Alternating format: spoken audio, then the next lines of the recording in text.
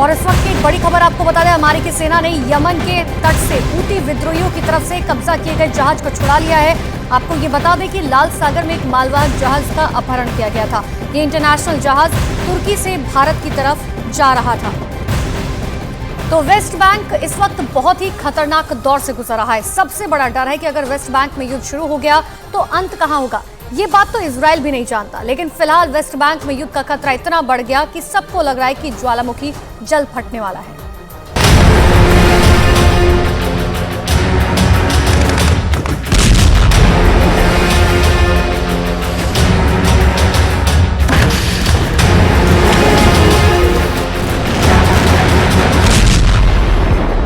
Israel ने Gaza पट्टी के अंदर संघर्ष विराम कर दिया है।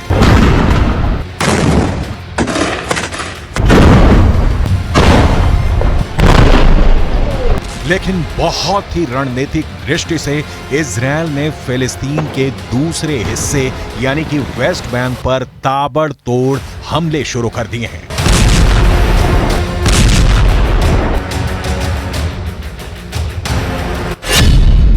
तमाम विशेषज्ञ अब ये कहने को मजबूर हो रहे हैं कि वेस्ट बैंक अब दूसरा गाजा बन चुका है। जरा इजरायल के इस नक्शे को देखिए। यरूशलेम के पास जो हिस्सा नजर आ रहा है वो वेस्ट बैंक है। यहां पर फिलिस्तीन की सरकार है जिसके राष्ट्रपति महमूद अब्बास हैं, जबकि इजरायल के दक्षिण की तरफ गाजा पट्टी मौजूद है। ये भी फिलिस्तीन का ही हिस्सा है।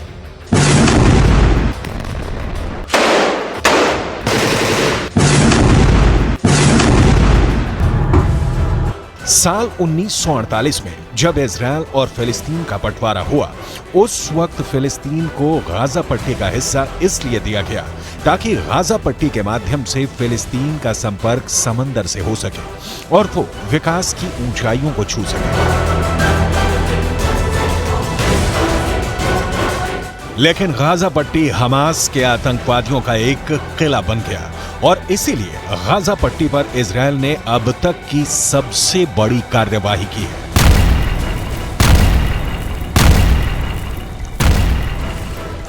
लेकिन 7 अक्टूबर के बाद से यानी इजरायल पर हमास के आतंकवादी हमले के बाद से जिस तरह की परिस्थिति का निर्माण हुआ है, उसके बाद अब इजरायल ने वेस्ट बैंक पर अपने हमले बहुत तेज कर दिए हैं।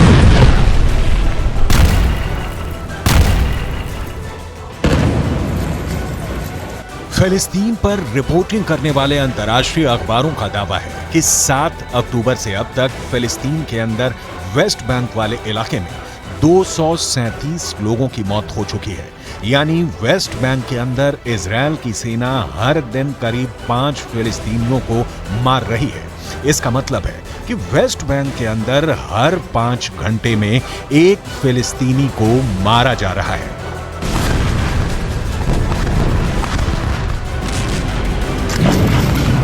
وكانوا ينادوا على البيت واهل البيت في السماعات انه اهل صهيب يطلعوا برا، ما بيعرفوا انه فيش فيها حدا.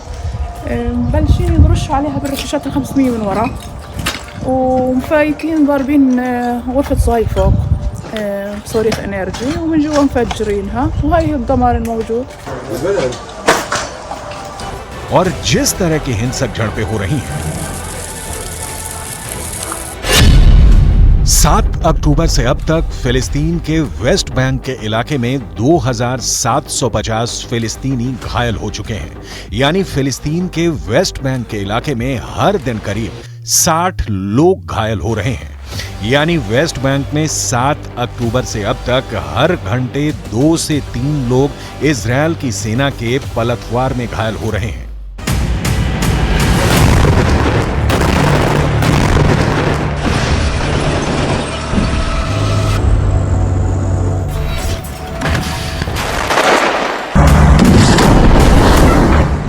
अगर देखा जाए तो ये बात साफ साफ नजर आती है कि शांति काल में जितनी हिंसा गाजा पट्टी के अंदर 7 अक्टूबर से पहले हो रही थी, उतनी हिंसा अब वेस्ट बैंक के अंदर 7 अक्टूबर के बाद से लगातार हो रही है।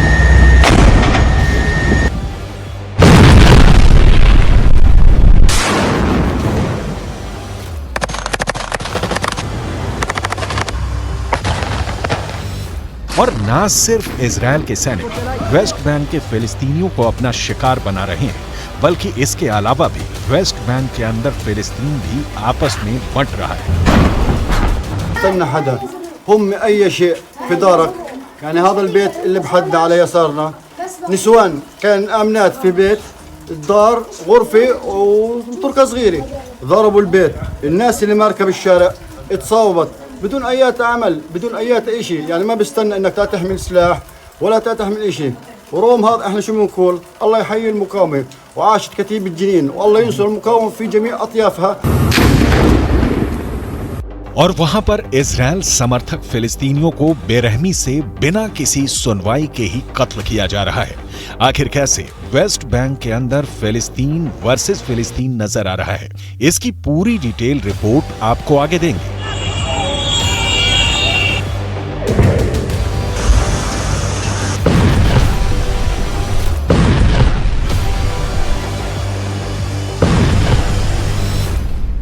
लेकिन सबसे पहले हम बात करेंगे किस तरह से वेस्ट बैंक के अंदर बीते 24 घंटे में एक ऐसा खूनी गदर मचा जिसमें 6 फिलिस्तीनियों को इजराइल ने मार डाला।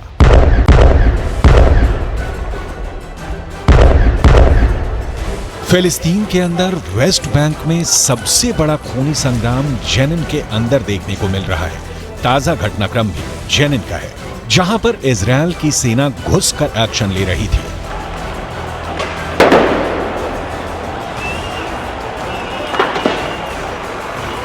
यहां इजराइल की सेना को भारी प्रतिरोध का सामना करना पड़ रहा है। इस प्रतिरोध पर इजराइल की सेना ने कार्रवाई की है और गोलीबारी में 4 फिलिस्तीनी मारे गए हैं।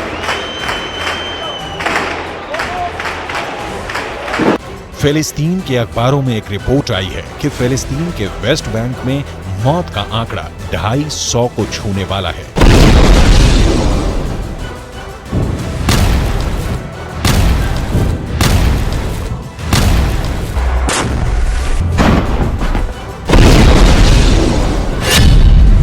और इसमें 50 से ज्यादा नाबालिग बच्चे मारे गए हैं, यानी मरने वालों में 20% नाबालिग बच्चे हैं।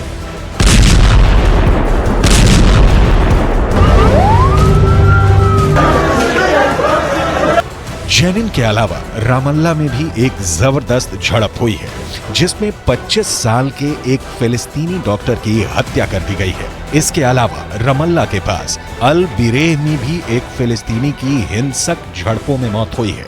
इसके अलावा इजराइल के एक और एक्शन ने वेस्ट बैंक के लोगों को परेशान कर दिया। दरअसल जिस तरह से इजराइल की सेना ने गाजा के अल शिफा और इंडोनेशियाई अस्पताल को घेर लिया था और वहां पर हमले किए थे, ठीक उसी तरह से अब फिलिस्तीन के वेस्ट बैंक के भी 2 अस्पतालों की घेराबंदी का काम इजराइल ने शुरू कर दिया है।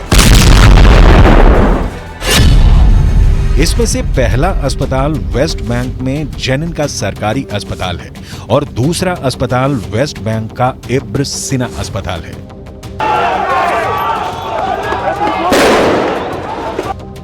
इन दोनों अस्पतालों को इजराइल की सेना ने घेर लिया है और इसका मतलब ये भी है कि इजराइल को ये शक है कि क्या जिस तरह से गाजा पट्टी के अंदर अल शिफा और इंडोनेशियाई अस्पतालों को आतंकवादी हेडक्वार्टर के तौर पर इस्तेमाल कर रहे थे, उसी तरह वेस्ट बैंक के अंदर भी इन दोनों अस्पतालों को चरमपंथी अपने हेडक्वार्टर की तरह इस्तेमाल कर रहे हैं। इससे पहले जेनिन की एक मस्जिद पर भी इजराइल की सेना ने हमला किया था।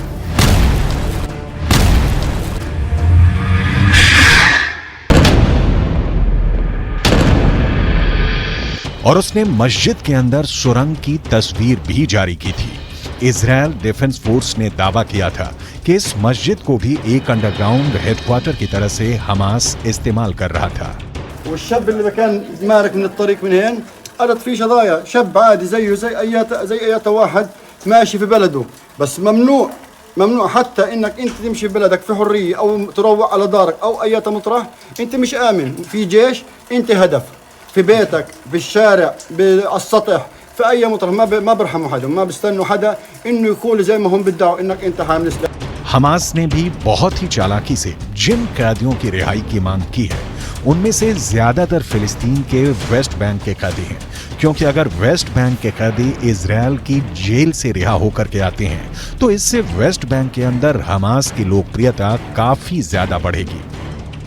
यहां पर नोट करने वाली बात यह भी है कि इस वक्त फिलिस्तीन की वेस्ट बैंक की सरकार के राष्ट्रपति महमूद अब्बास हैं, लेकिन उनकी लोकप्रियता लगातार घट रही है। वेस्ट बैंक के अंदर एक सर्वे हुआ है और इस सर्वे में यह बात सामने आई है कि फिलिस्तीन के 80% लोग 7 अक्टूबर की घटना को सही मानते हैं और हमास की प्रशंसा कर रहे हैं।